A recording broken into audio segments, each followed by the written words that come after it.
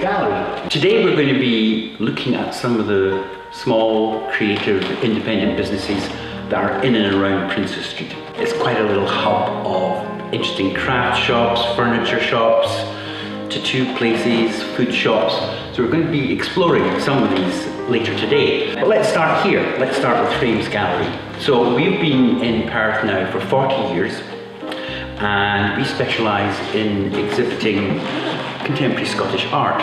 And right at the moment we have an exhibition of printmaking, which comes from a group of artists who all work in Dundee. Each month we change exhibitions, we have different exhibitions, sometimes solo exhibitions, sometimes artists who are local to the area, sometimes artists from further afield. Alongside the gallery side of the business, we also have a picture framing workshop. And in fact, when we started in 1979, we started as a picture framer, and that is still a very important part of our business. Unlike some picture framers, we have a specialised area where we make hand-finished frames. So we have gold leaf, silver leaf, and this creates a very unique, bespoke style of framing. And there's quite a high demand for that, people wanting something quite special.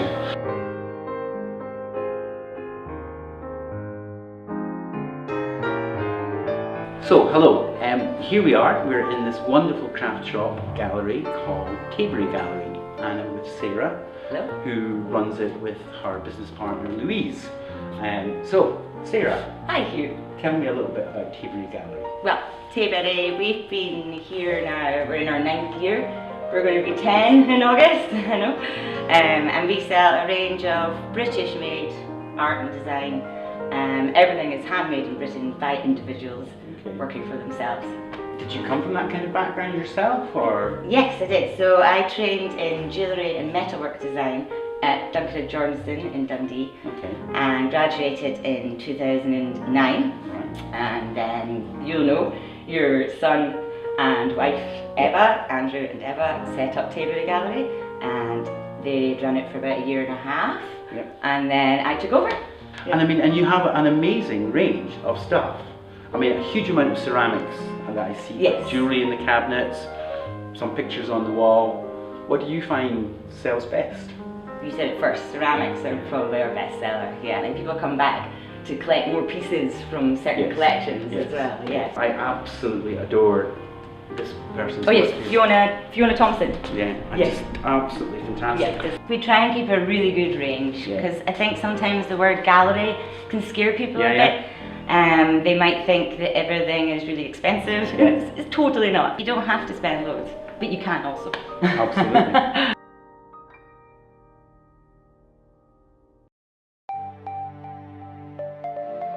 Here we are in Cardo, which is a cafe restaurant run by Paula. So how long have you been in Perth? Gosh, forever, since 2002. We started off with Cafe de Bout. Oh, right. And then we moved to Brez, Santi and Pigalle in 2011. So these are some of the top restaurants in Perth. Correct, very proudly say so. So Pigalle was essentially a French restaurant. Absolutely, absolutely. So how would you describe Cardo? Mediterranean. It's an influence of French, Spanish and Italian. We kept the Chateaubriands, the pata negra, the old Pigalle most well-known dishes, and we move forward with time. We are now open more as everybody's restaurant, in the sense that we use a lot of vegan dishes, we cater for vegetarians. It's a wider market. Okay. And also, you seem to have this little sideline of macaroons. Absolutely. Where did the idea for the macaroons come from? Yet again, my handsome husband. Okay. He decided he was bored with the restaurant, let's do something else. And he opened this sideline, very, very well known, now very well established macaroon business. In terms of the restaurant business, I mean, this is obviously very successful. So what would you put that down to? Is it to do with pricing? Is it to do with the style? Is it to do with the food? It's to do with the package. You've got to love what you do, because this is not a job, this is a lifestyle. And you've got to move with times, you've got to give consistency, value for money. And we are lucky, Scotland being so wealthy in products.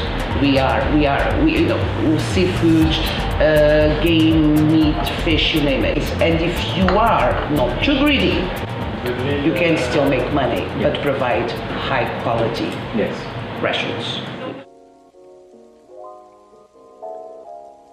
Now we are in Sarah's attic, and this is Sarah, who runs a business with her husband Alfie. Alfie's through the back, working very hard. So Sarah, how long have you been here in Princess Street? Well, in Princess Street we've been here for 2 years.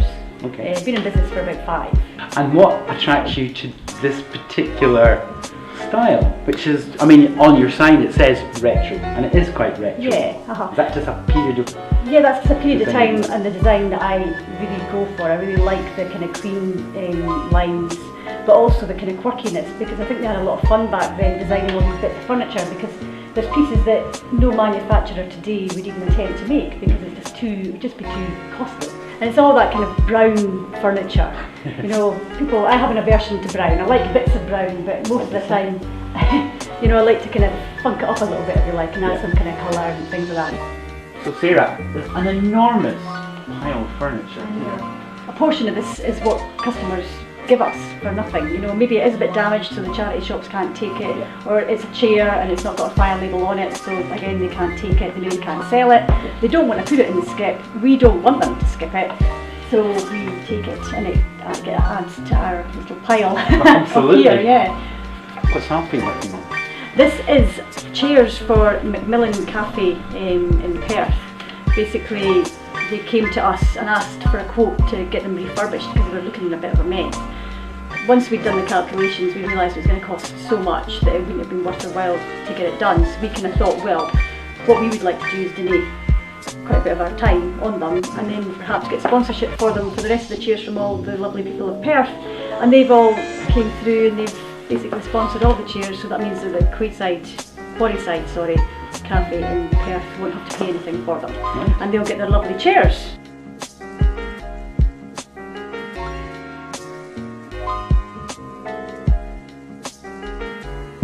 So we are now in Perth the 2 Company, which I suspect might be one of the newest businesses in Princess Street. And we're here with Alan, who owns the company. Alright, so basically we've been on the street for a couple of years now. We had a shop a couple of doors down, and we moved premises, we've got a bit of a bigger shop now. But yeah, it's quite a good street this, it's quite a busy area as well, so good for business, I would say. I can see that the drawing skills that you guys have is just unbelievable. Ah, thank you very much, cheers, yeah. So this is the original design. Yeah. We draw over the top of this, make it readable. Basically, are you a painter yourself? I have been, yes. Aye, so just you'll kind of understand having a look at this here, the sort of information on the arm here, bit where it's like dotted, we've got little cross hatches and stuff, and it's just to let us, it's a guide so that we can use to tattoo over the top of it. This must be a hugely long job. Yeah, aye, today we're going to be here for at least 6 to 7 hours doing this, so, and we do this every day, and so aye, but you get used to it. Yeah, I suppose you do. You really do, and like because I've done massive pieces before. I've tried to fill in like a whole arm in a day and things like this. So when you push the boundaries all the time, when you come to do smaller stuff, it doesn't feel as bad. You know what I mean? It feels like it's doable. So now we are in underneath the arches, and I'm talking to Louise, who owns the business and has had it for a number of years. I've been in Princess Street coming up 5 years. So I had a previous shop called Kit and Caboodle in Newborough on the High Street, and that was a little baby shop. It's kind of a Jenga shop. Yeah, everything was really piled up, strategically placed. Absolutely. I would have to say this shop is quite similar. I think it is the style. Absolutely. Yeah. So, how did you get into it? How did you get into this idea of vintage stuff and upcycling furniture, all that whole thing that you do now? Well, it is something that I have done from a really early age, and I have always liked old things. Right. And the first thing that I remember liking was an old wicker shopping basket that a neighbour had, and I just so loved that on her arm. And I've always liked to make things, just out of anything. How do you get time to actually paint the furniture? When do you do that? Because you're here. I've got a great set of lathe mice nice at home. They come out, you know, and I just give them a paintbrush. I wish. No, I do that when I finish. And I work from home, so I can do it in my living room, I can do it in my kitchen. I mean, it is. I mean, one of the things about running a small independent business is just the amount of work. Yeah, you take your hat off all the time. Absolutely. You know, there's just you doing the marketing, you doing the sourcing, you doing the customer service, the paperwork. But in all honesty, I wouldn't have it any other way. No. Really, you know, you get so much satisfaction knowing that it's yours. Absolutely.